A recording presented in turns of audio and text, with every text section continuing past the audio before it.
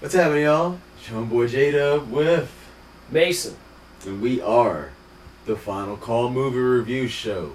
Tonight, Virtuosity, the 1995 sci-fi thriller with Denzel Washington and a not yet known Russell Crowe.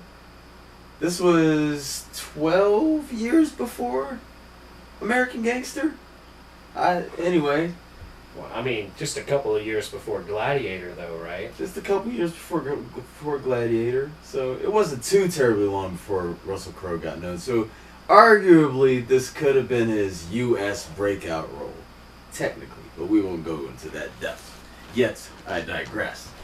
Denzel plays a former cop who is now imprisoned. But terms of his release are dependent on how successful he is in this program that at the time was futuristic for its time, where the police have basically developed this program that trains their officers on how to combat serial killers and much more psychologically deadly assailants in the real world. What they have constructed is this program called SID 6.7, played by Russell Crowe. And he is the master, he's like the head boss of their video game. No police officer has ever even come close to beating him, or inmate for that matter, has ever come close to beating him than Denzel Washington's character. Well, somehow Sid 6.7 finds himself from virtual reality and placed into the real world somehow. How it happens, whether or not it's completely realistic for this time or at that time, that's irrelevant. Completely. Because he hits the streets, man. He hits the streets. Just disconnect your brain and imagine what'll happen when this man hits the streets. He has no boundaries because he's not human. He can regenerate because he's silicon-based by touching pieces of broken glass. Hell, non-broken glass. He'd come up to your window and just... Yeah. Leave a streak. That was almost his calling card or his... Yeah, right? Exactly. Yeah. He was like the guys in Home Alone that would leave the water running. The Wet Bandits. Was it the Wet Bandits? Speaking of which, the fact that he was constructed from the minds of so many like serial killers, so you never know which one is prevalent in his mind at the same time. So you have all these serial killers running around in a virtual reality based.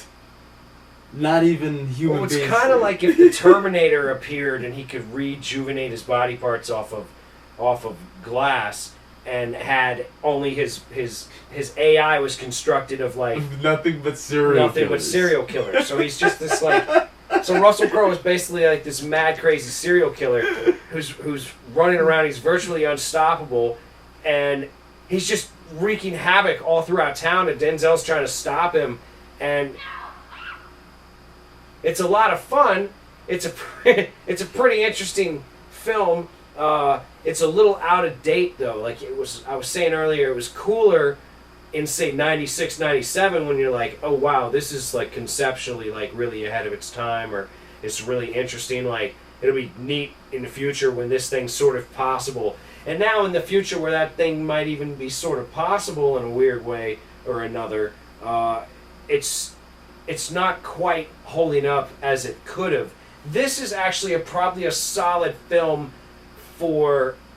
candidate for being rebooted and redone.